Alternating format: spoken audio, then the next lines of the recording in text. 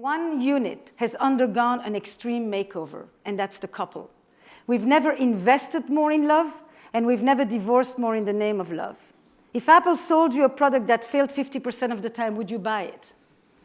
But this is the state of modern marriage, with expectations that have reached an unprecedented high, and at the same time, a lack of resources and a loneliness and an isolation that leaves people without knowing how to handle it, which was part of why this podcast, in some way, became a public health campaign for relationships. Because in the village, you knew everything that was going on with your neighbor. You could hear every fight, the walls were porous, and you could hear every reconciliation.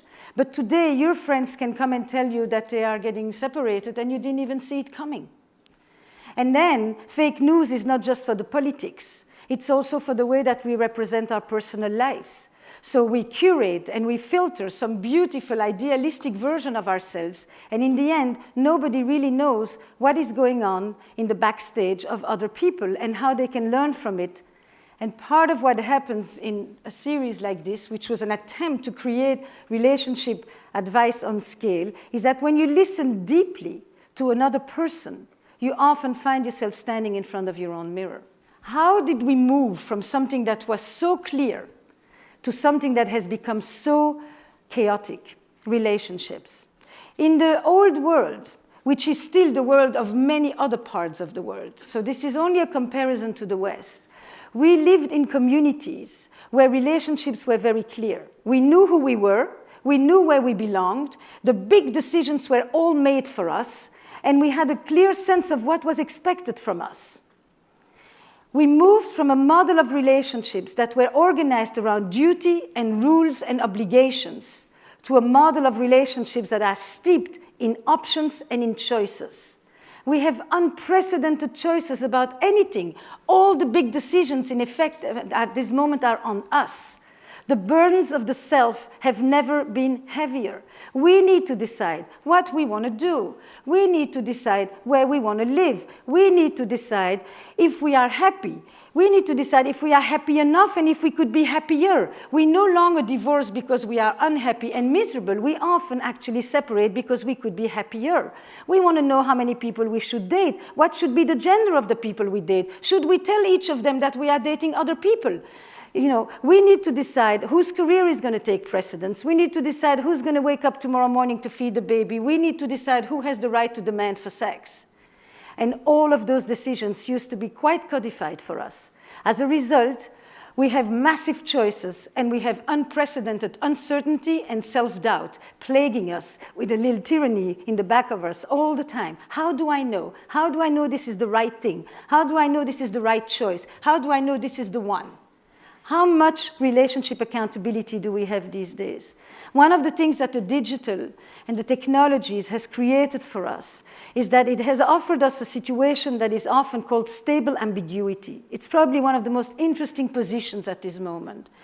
In stable ambiguity, I have a way of staying connected, but not too much that I lose my freedom, and just enough that I don't feel completely alone. The words for stable ambiguity have to do with icing and simmering. And then the big level of closure, of diminishment of accountability is ghosting. Ghosting, people have always been rejected. But there is a way today in which I can be 1 minute with you around 300 texts back and forth, back and forth, back and forth, with all the shots up in my brain that I need to, and then 1 minute I'm erased, deleted. And this tension between how disposable we feel, how commodified we often are, how much we look for partners the way we apply for jobs, and at the same time, a desperate need to still feel that we matter, that we are seen, that we can have our page liked and stuff like that. It's these two tensions that we are experiencing today. We have never felt as small and never wanted to feel as big. Every book on relationship these days is going to talk about belonging or the loss thereof and loneliness. Loneliness that is become, you have a new minister for loneliness in the UK. And in the US, it is surpassed obesity as the most important public health crisis. Because when people are not well in their relational life, when people suffer relational pain, or when they don't have a relational well-being, it directly affects every other part of their life. Their physical health, their ability to be productive, their ability to show up at work, their ability to be attentive to others. It's not the way that we've often thought, the other way around, that it is the physical health that creates stress. Nothing as a marker, more than health insurance, is the primary determinant of health and physical health than our emotional well-being. All of us who are going to be in the sphere of innovation, when you think, when you develop an AI, when you know that the more diverse it will be, the more attuned to our emotions.